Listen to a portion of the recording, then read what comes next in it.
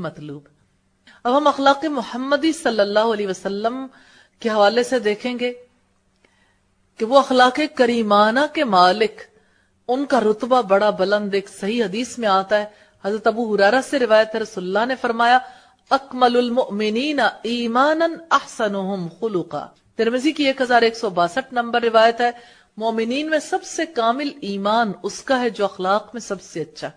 اور جابر رضی اللہ تعالی عنہ سے روایت کردہ ایک اور حدیث میں ہے، رسول اللہ نے فرمایا تم میں سے میرا سب سے زیادہ محبوب اور قیامت کے دن سب سے زیادہ قریب وہ شخص ہوگا جس کا اخلاق تم سب سے اچھا.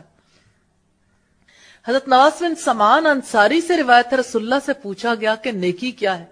آپ نے جواب میں ارشاد فرمایا البر حسن الخلق، حسن خلق نیکی ہے. مسلم کی 6516 نمبر روایت. اور عمرو بن عاص سے روایت ہے، رسول اللہ سے پوچھا گیا سب سے افضل عمل کون سا ہے؟ آپ نے جواب دیا وحسن خلق، حسن خلق سب سے افضل ہے.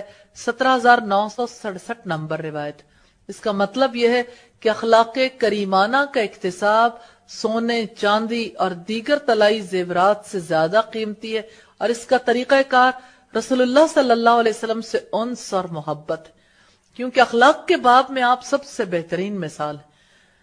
اور کتاب کے آخر میں اخلاق محمدی کو اسی وجہ سے بیان کیا گیا ہے تاکہ رسول اللہ کے ذاتی اور روحانی کمالات کے مطالعے کے بعد مسلمانوں کو محمدی اخلاق کے اکتساب پر آمادہ کریں، اور وہ اس سے آراستہ و پیراستہ اور اپنے کردار کی تکمیل کر کے شرف و فضل کے مقام پر پہنچ سکیں، اور رسول اللہ کے نبی اور رسول ہونے پر ان کا ایمان مضبوط ہو، اور ایمان کی اس مضبوطی سے ہی آپ صلی اللہ علیہ وسلم کی اطاعت، آپ کی اتباع، آپ کی تعظیم، آپ کی محبت اور آپ کی توقیر لازم آتی.